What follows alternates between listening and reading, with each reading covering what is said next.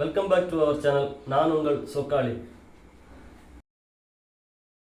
மதுரை புதுநத்தம் சாலையில் கடந்த 2023 ஜூலை மாதம் 218 கோடி செலவில் கட்டப்பட்டு திறந்து வைக்கப்பட்டது தான் இந்த கலைஞர் நூற்றாண்டு நூலகம்.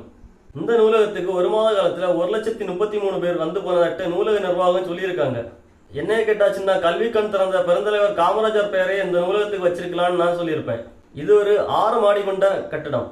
இதில் தமிழர்களுக்கு சிறப்பு சேர்க்கும் விதமாக ஜல்லிக்கட்டு, கீழடி மாதிரி, மதுரையின் சிறப்பு மற்றும் மற்ற அனைத்து சிறப்பிடங்களும் வச்சிருக்காங்க. முதல் தளத்தின் இடது பக்கத்தில் கலைஞர் புத்தக கூடமும் மற்றும் அவர்கிட்ட பேசிக்கிட்டு இருக்க மாதிரி ஒரு மாதிரி விசுவல் ஷோவும் வச்சிருக்காங்க. நாம அவர்கிட்ட பேசியாச்சுன்னா அவர் இதுதாங்க சொல்லியிருப்பாரு, ஏற்கனவே எனக்கு ஊழல்வாதின்னு பட்டம் கொடுத்துட்டாங்க, நீங்க வேற அதை இப்போ நிரூபிக்க மாதிரியே பண்றீங்களடா அப்படிதான் சொல்லியிருப்பாரு. அட ஆமாங்க, பல நவீன அறிவியல் தொழில்நுட்பத்தோட கட்டப்பட்ட அந்த கட்டிடம் சில மாதங்களுக்கு முன்னாடி பெஞ்ச மழையில ஒழுகி உள்ளாடி புத்தகம் வச்சிருக்க ரேக் எல்லாமே நனைஞ்சு துருப்பிடிச்சிருக்குது.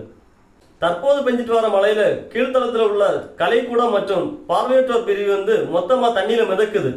இதனால பிரமாண்டமாக 218 கோடி செலவில் கட்டப்பட்ட கலைஞர் நூற்றாண்டு நூலகத்தின் கலைக்கூடம் மற்றும் பார்வையற்றோர் பிரிவு பார்வையிட தடை செய்யப்பட்டிருக்கு. இது ஒட்டுமொத்த பிரமாண்டத்தின் தோல்வியை தான் குறிக்குது. இதனிடையே அருணாச்சலம் படத்துல ரஜினி அவரோட அப்பா படம் 30 கோடியை வீணடிப்பது போல முதல்வர் அவருடைய அப்பாவின் பெயரை கூறி மக்கள் வரி பணத்தை வீணடிப்பதாக நெட்டிசன்கள் புலம்புகின்றனர்.